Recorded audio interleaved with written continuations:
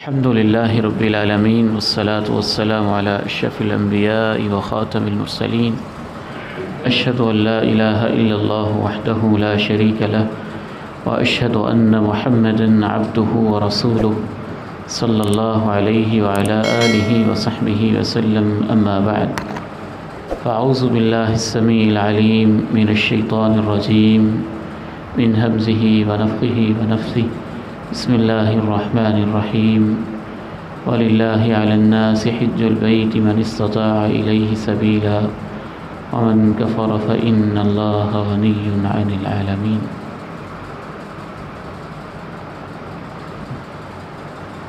الحمدللہ ثم الحمدللہ، عمرہ کے بنیادی احکام و مسائل مکمل ہوئے۔ عمرہ کی تکمیل کے بعد جو بھی آپ کا ایک پہلے سے اسکیجول ہے، ترتیب بنی ہوئی ہے، ظاہر ہے آپ روزمرہ کے لباس میں آ جائیں گے، احرام کی پابندیاں ختم ہو جائیں گی اور روٹین کے آپ کے عبادت کے معمولات، صبح و شام کے اذکار، نمازیں الحمدللہ وہ جاری رہیں گی، اور یہی آپ کا معمول رہے گا جتنے بھی آپ کو بیچ میں دن ملے ہیں آپ کی فلائٹ کے شیڈول کے مطابق، 10 دن ملے ہیں، 15-20 دن جتنے بھی ہیں۔ اس کے بعد اللہ کی توفیق سے حج شروع ہوگا، اور حج شروع ہوگا ذوالحج کی 8 تاریخ کو۔ کب شروع ہوگا؟ 8 تاریخ۔ بنیادی طور پہ حج کے یہ 5 دن ہیں۔ کتنے دن ہیں؟ 5 دن۔ مہینہ کون سا ہے؟ ذوالحج۔ عمرہ اور حج میں یہی فرق ہے کہ عمرہ سال کے کسی بھی دن میں، کسی بھی مہینے میں ہو سکتا ہے، اور حج صرف ان 5 دنوں میں ہی ہوتا ہے۔ اس کے اعمال سارے ان 5 دنوں کے ساتھ ہوتے ہیں۔ پہلی کون سی تاریخ ہے ذوالحج کی؟ 8 تاریخ، اور دوسری 9 تاریخ، اور تیسری 10 تاریخ جو ہمارے ہاں عید کا دن بھی ہوتا ہے، عید الاضحیٰ کا دن، اور پھر 11 تاریخ، اور پھر 12 تاریخ۔ 13 تاریخ بھی اس میں شامل کر لیں، لیکن وہ آپشنل ہے، آپ چاہیں تو شامل کریں، چاہیں تو شامل نہ کریں۔ تو حج کے بنیادی طور پہ پھر کتنے ایام ہوئے؟ 5۔ 8 ذوالحج، 9 ذوالحج، 10 ذوالحج، 11 ذوالحج، اور 12 ذوالحج۔ یہ 5 دن ہے، اور چھٹا 13 ذوالحج کا آپشنل ہے، آپ چاہیں تو اس کو ایڈ کر لیں، نہ چاہیں تو ایڈ نہ کریں۔ سب سے پہلی بات تو یہ ذہن میں ہونی چاہیے، حج کے کتنے ایام ہیں جی؟ 5۔ کس تاریخ سے شروع ہوتے ہیں؟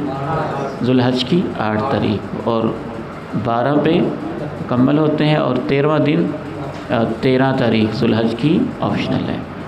دونوں طرح اس میں رخصت ہے، آپ رکیں 13واں دن بھی تو ٹھیک ہے، نہ رکیں تو کوئی حرج کی بات نہیں ہے۔ اللہ۔ حج کے یہ جو 5 دن ہیں، ان کے علیحدہ علیحدہ نام بھی ہیں، ان کے علیحدہ علیحدہ نام بھی ہیں۔ نام اگر آپ یاد کر لیں تو اور آسانی ہو جائے گی انشاءاللہ تعالی۔ اللہ۔ جو 8 تاریخ ہے اس کو یوم الترویہ کہتے ہیں، یوم الترویہ، یوم الترویہ۔ جو 9 تاریخ ہے اس کو یوم عرفہ کہتے ہیں، یوم عرفہ۔ اور جو 10 تاریخ ہے اس کو یوم النحر کہتے ہیں، یوم النحر کہتے ہیں۔ 8 تاریخ کو کہتے ہیں یوم الترویہ، 9 تاریخ کو یوم عرفہ، عرفہ، یوم عرفہ، اور 10 تاریخ کو یوم النحر۔ نحر کا مطلب قربانی، اس دن قربانی کرتے ہیں۔ یوم عرفہ اس دن میدان عرفات میں جاتے ہیں۔ اور 8 تاریخ کو ترویہ کہتے ہیں، ترویہ کہتے ہیں خوب پانی پلانا۔ تو اس دن حاجی آ رہے ہوتے تھے اور مکہ کے لوگ سب کو اچھی طرح پانی پلاتے تھے، حج شروع ہونا ہوتا تھا، تو اس لیے اس کو یوم الترویہ کہتے ہیں۔ تو 8 تاریخ کو کیا کہتے ہیں؟ یوم الترویہ، 9 تاریخ کو یوم عرفہ، اور 10 تاریخ کو یوم النحر، قربانی۔ یہ عید الاضحیٰ کا دن ہے، اس میں قربانی کرنی ہوتی ہے۔ حاجیوں کے لیے عید نہیں ہوتی، ان کی بڑی عید ہے حج والی، یہی ان کی عید۔ تو یوم النحر، یوم النحر۔ اور جو باقی پیچھے کتنے دن رہ گئے؟ 2 دن، 11 اور 12۔ اس کو ایام منا کہہ لیتے ہیں، ایام منا بھی کہہ لیتے ہیں، ایام التشریق بھی کہہ لیتے ہیں۔ ایام التشریق، تشریق کا معنی ہوتا ہے دھوپ لگانا، مشرق، شرق سے ہے دھوپ لگانا، سورج کی دھوپ لگا کے جو قربانی کی ہوتی تھی اس میں گوشت وغیرہ بناتے تھے، کھاتے پیتے تھے، تو اس لحاظ سے اس کو ایام التشریق بھی کہتے ہیں۔ ان دنوں میں منا میں ٹھہرنا ہوتا ہے، تو اس لیے اس کو ایام منا بھی کہہ دیتے ہیں، ایام منا بھی کہہ دیتے ہیں۔ تو دن تو آپ کو یاد ہو گئے ماشاءاللہ، یہ بڑے ایزی ہیں، اور اس سے کافی فائدہ ہوگا آپ کو۔ ان دنوں کے نام یاد رکھیں گے تو آسانی ہو جائے۔ ایک دفعہ پھر میں ریپیٹ کر دیتا ہوں آپ کی آسانی کے لیے۔ تو حج کے ایام ویسے ٹوٹل کتنے ہیں؟ 5، 8 سے لے کے 12 تک۔ تو 8 تاریخ کو کیا کہتے ہیں؟ یوم الترویہ، اور 9 کو یوم عرفہ، اور 10 کو یوم النحر، اور 11 اور 12 کو ایام تشریق کہہ لیں یا ایام منا کہہ لیں۔ اور جو چھٹا دن ہے وہ آپشنل ہے، وہ بھی ایام منا میں ہے، ایام تشریق میں شامل ہے، چاہیں اس کو ایڈ کر لیں، چاہیں تو 12 کو فارغ۔ ایک اور بات سمجھ لیجئے، انشاءاللہ تعالیٰ اس میں مزید آسانی ہو جائے گی۔ حاجی کے لیے مین جو بیس کیمپ ہے وہ منا ہے۔ وہ کیا ہے؟ منا ہے۔ یعنی 8 تاریخ سے لے کر 12 تاریخ تک بنیادی طور پہ اس کے لیے بیس کیمپ کے منا ہے، میدان منا ہے۔ باقی اس نے جانا ہے حج کا کام کرنے کے لیے، کہیں کتنا وقت، کہیں کتنا وقت، کہیں رات گزارنی، کہیں دن گزارنا ہے، پھر واپس اس نے منا میں ہی آنا۔ تو بیس کیمپ حاجی کے لیے کیا ہے؟ منا ہے۔ اب انشاءاللہ ہم طریقہ شروع کرتے ہیں۔ یہ اگر ذہن میں آ جائے گا تو اس سے کافی انشاءاللہ آسانی ہو جائے گی۔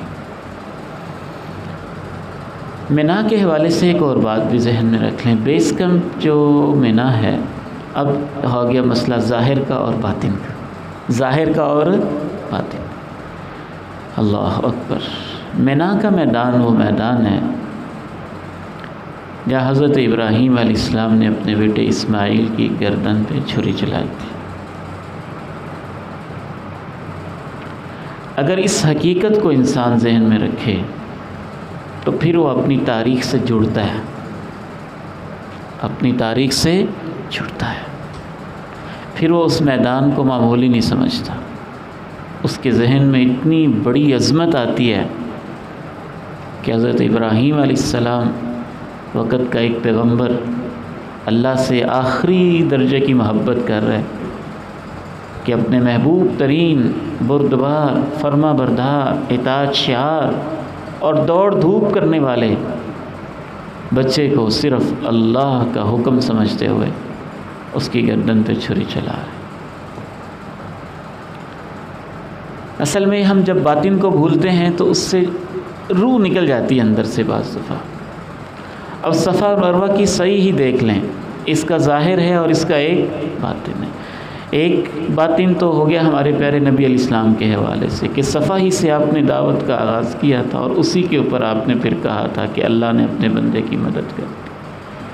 اور صفا مروہ کی جو دوڑ ہے، اصل میں تو یہ پورے دین کے لیے دوڑ ہے، یہ کوئی چھوٹی سی دوڑ تو نہیں تھی۔ ایک خاندان ہے، جناب ابراہیم ہے، وقت کے آج کے الفاظ میں آپ کہہ لیں وزیر اعلیٰ کہہ لیں یا چیف سیکرٹری کہہ لیں، حضرت ابراہیم کا جو باپ تھا وقت کے بادشاہ کا چیف سیکرٹری تھا، اس کے بیٹے ہیں۔ ماربل کا بزنس ہے، ٹھیک ٹھاک کاروبار ہے، اور وہ سب کچھ اللہ کی خاطر چھوڑ گئے، ایک ویرانے میں آئے ہوئے ہیں اور اپنے بچوں کو چھوڑ کے جا رہے ہیں، اور اہلیہ کو بتایا تک نہیں، چند دن کا زاد راہ دیا ہے، اور وہ بھی اللہ کی ایسی بندی ہیں، بس اتنا پوچھتی ہیں الی من تکلنا، ابراہیم ہمیں کس کے حوالے کر کے جا رہے ہو؟ ابراہیم آپ ناراض ہیں، آپ کا کوئی فیصلہ ہے یا اللہ کا حکم ہے؟ اللہ کا حکم ہے، اور اللہ ہی کے حوالے کر کے جا رہا ہوں۔ اذن لا یضیعن اللہ، پھر آپ جائیں، وہ اللہ ہمیں ضائع نہیں کرے گا۔ تو میں اپنی ماؤں، بہنوں، بیٹیوں سے کہنا چاہتا ہوں، صفا مروہ کی دوڑ تو ایک سمبل ہے، ایک علامت ہے، اور ایک یاد ہے اس دوڑ کی جو ماں جی نے اللہ کے دین کے لیے قربانی دیتے ہوئے لگائی تھی۔ تو حج کا ایک بڑا اہم تعلق جناب ابراہیم کی فیملی اور ان کے خاندان اور ان کی قربانیوں سے ہے جو انہوں نے توحید کے لیے دی، اور پھر ہمارے پیارے نبی علیہ السلام کی حیات طیبہ کے ساتھ ہے۔ یہ دو حقیقتیں ذہن میں رہنا چاہیے، اور باقی انشاءاللہ ساتھ ساتھ بھی میں کچھ چیزیں بتاتا جاؤں گا۔ دوبارہ پھر خلاصے کو آپ ریپیٹ کر لیں۔ حج کے ایام کتنے ہوئے؟ 5۔ مہینہ کون سے؟ ذوالحج، اور یہ اسلامی کیلنڈر کا آخری مہینہ۔ تو ذوالحج کی کون سی تاریخ؟ 8 تاریخ سے لے کر 12 تاریخ تک۔ 8 تاریخ کو یوم الترویہ کہتے ہیں، کیونکہ اس دن وہ حجاج آ رہے ہوتے تھے، عرب کے لوگ بڑی شوق سے ان کی خدمت کرتے تھے، ان کو پانی پلاتے تھے جی بھر کے۔ تو ترویہ کا معنی ہوتا ہے پانی پلانا، سیراب کرنا۔ دوسرا دن ہے 9، اس کو یوم عرفہ کہتے ہیں، اور تیسرا دن یوم النحر ہے، اور چوتھا اور پانچواں دن ایام منا بھی اس کو کہتے ہیں، ایام تشریق کہتے ہیں، ایام تشریق ہیں، اور ایک لحاظ سے وہ ایام عید بھی ہیں کہ عید کے بعد اگلے دن ہیں 11 12، جیسے ہمارے ہاں عید کے دن ہوتے ہیں۔ تو جس طرح آپ نے عمرے کے لیے احرام باندھا تھا، اسی طرح آپ نے حج کے لیے بھی احرام باندھنا ہے۔ اب آپ کا احرام کھل گیا تھا عمرہ مکمل کرنے کے بعد، ٹینڈ کروانے کے بعد یا کٹنگ کروانے کے بعد، تو 8 تاریخ کو آپ نے دوبارہ احرام باندھنا ہے۔ پھر وہی سنتیں ہیں جو پہلے تھیں، غسل کر کے احرام باندھنا ہے، اس سے پہلے خوشبو لگا لینی ہے، بال ناخن وغیرہ کاٹنے ہیں آپ نے، تو ظاہر ہے 5 دن 6 دن یہ پابندی والے ہیں، تو اس سے پہلے ہی کٹنگ شٹنگ کر لیں، بال کاٹ لیں، ناخن کاٹ لیں، صفائی کر لیں، سرناب بالوں کی صفائی کر لیں، نہا لیں، فریش ہو جائیں، خوشبو لگا لیں، عطر استعمال کر لیں۔ تو 8 تاریخ کو احرام باندھ لیا، 8 تاریخ کو احرام باندھ لیا۔ یہاں آپ کا ٹیسٹ ہے ان ساتھیوں کو، خصوصاً جو پہلی دفعہ جا رہے ہیں، تو جانا کہیں 8 تاریخ کو احرام باندھ کے؟ مینا میں۔ کہاں جانا ہے؟ مینا میں، کیونکہ بیس کیمپ ہمارا وہی مینا میں جانا ہے۔ اور آپ کون سا حج کر رہے ہیں؟ حج تمتع۔ تو یہاں پھر آپ نے تلبیہ پکارنا ہے، لبیک حجا، لبیک اے اللہ میں حج کے لیے حاضر ہوں، اللہم لبیک حجا، لبیک حجا، یہ آپ نے الفاظ کہے، اے اللہ میں حج کے لیے حاضر ہوں۔ تو مینا کی طرف آپ نے روانہ ہو جانا ہے۔ چونکہ آپ مکہ میں قیام پذیر ہوں گے، آپ کو میقات وغیرہ حج کے لیے مسئلہ نہیں ہے۔ اب آپ آئے تو مسافر تھے، اتنے دن مکہ میں رہنے کے بعد آپ ایک لحاظ سے مکہ کے ہی رہائشی ہو گئے، اور جو مکہ کے رہائشی ہوتے ہیں حج کے لیے وہ احرام اپنی رہائش سے ہی باندھتے ہیں، اپنی رہائش سے ہی باندھتے ہیں۔ تو جہاں آپ کی رہائش ہے، جہاں آپ کا ہوٹل ہے، جہاں آپ کا قیام ہے، وہاں سے آپ نے 8 تاریخ کو غسل کرنا ہے، خوشبو لگانی ہے، صفائی ستھرائی کرنی ہے، اور احرام باندھ کے پھر تلبیہ پکارنا شروع کر دینا ہے، لبیک اللہم لبیک لبیک لا شریک لک لبیک ان الحمد والنعمت لک والملک لا شریک لک۔ تو عمرے کا تلبیہ کب شروع ہوا تھا؟ احرام اور میقات سے، اور ختم کب ہوا تھا؟ جب عمرہ کے اعمال تو بیت اللہ میں آپ پہنچ گئے، اور یہ جو احرام ہے یہ شروع ہوا 8 تاریخ کو، اور اس نے ختم تلبیہ جو ہے شروع ہوا احرام کے ساتھ 8 تاریخ کو، اور اس تلبیہ نے کب ختم ہونا ہے؟ 10 تاریخ کو، جب آپ جمرہ عقبہ یعنی بڑے شیطان جس کو ہم کہتے ہیں اس کو کنکریاں مارنے لگیں گے، تو تب یہ تلبیہ ختم ہو جائے گا اور تکبیریں شروع ہو جائیں گی۔ کیا شروع ہو جائیں گی؟ عید والی تکبیریں، اللہ اکبر لا الہ الا اللہ اللہ اکبر وللہ الحمد۔ یہ بڑی اہم بات ہے، ذہن میں رہنی چاہیے۔ تو حاجی کا تلبیہ کب شروع ہوگا؟ احرام کے ساتھ 8 تاریخ کو، جب وہ اپنی رہائش سے منا کے لیے نکلے گا، اور ختم کب ہوگا؟ 10 تاریخ کو، جب وہ جمرہ عقبہ کو کنکریاں مارے گا، تو اس کے بعد سے عید کی تکبیریں شروع ہو جائیں گی، اور پھر اینڈ تک عید کی تکبیریں ہی چلیں گی، باقی اذکار کے ساتھ ساتھ عید کی تکبیریں ہی زیادہ تر چلتی رہیں گی، اللہ اکبر اللہ اکبر۔ 8 تاریخ کو احرام باندھا، اپنی رہائش سے نیت کی لبیک حجہ اور تلبیہ پکارتے ہوئے مینا کی طرف روانہ ہو گئے۔ مینا کی طرف روانہ ہو کے 8 تاریخ کو کیا کام کرنا ہے ہم نے؟ مینا پہنچ کے، ظاہر ہے ظہر کا وقت ہوگا، ظہر سے پہلے وہاں پہنچنا ہے، ظہر پڑھنی ہے، عصر پڑھنی ہے، مغرب پڑھنی ہے اور عشاء پڑھنی ہے، اور یہ ساری نمازیں جو ہے نا دوگانہ پڑھنی ہے، ساری نمازیں ہی دوگانہ پڑھنی ہے، 2 رکعت کر کے۔ 2 صورتیں ہیں وہاں، ماشاءاللہ بہت عظیم الشان مسجد ہے، فضیلت اسی میں ہے، اس مسجد میں پڑھیں، مسجد خیف۔ مسجد اتنی عظیم مسجد ہے کہ اللہ کے 70 انبیاء نے اس جگہ پہ نماز پڑھی۔ کس کس دور میں نبی آتے ہوں گے حج کرنے کے لیے اور وہاں نمازیں پڑھتے رہے ہوں گے، بہت عظیم مسجد ہے۔ باجماعت وہاں پڑھیں تو بہت اچھی بات ہے۔ اگر آپ کو خیمہ دور ملا ہے، وہاں جانا آپ کے لیے مشکل ہے، تو پھر اپنے خیمے میں ہی جماعت کا انتظام کریں، جماعت کا انتظام کریں اور باجماعت پڑھیں۔ دوگانے کا یہ مطلب نہیں کہ بس اب نمازوں میں بتائی ہو، باجماعت دوگانہ پڑھیں، اپنے اپنے وقت پر، اپنے اپنے وقت پر۔ ظہر کی نماز ظہر کے وقت، عصر کی نماز عصر کے وقت، مغرب کی مغرب کے وقت، عشاء کی عشاء کے وقت، اور یہ قصر پڑھنی ہے، دوگانہ پڑھنی۔ قصر کا معنی ہوتا ہے شارٹ کرنا، اس کو ہم دوگانہ کہتے ہیں۔ تو دوگانہ کو عربی میں کیا کہتے ہیں؟ قصر کرنا، نماز قصر۔ قصر کا ویسے لفظی معنی ہوتا ہے شارٹ، مختصر نماز، مختصر نماز پڑھنی۔ تو آج کی رات مینا میں گزارنی۔ 8 تاریخ کو مینا پہنچ گئے، ظہر عصر مغرب عشاء اپنے اپنے وقت پہ قصر کر کے باجماعت اپنے خیمے میں یا مسجد خیف میں ادا کرنی۔ تو رات گزارنے کے بعد اب کون سی تاریخ شروع ہو گئی؟ 9 جی، یوم عرفہ، یوم عرفہ، سبحان اللہ۔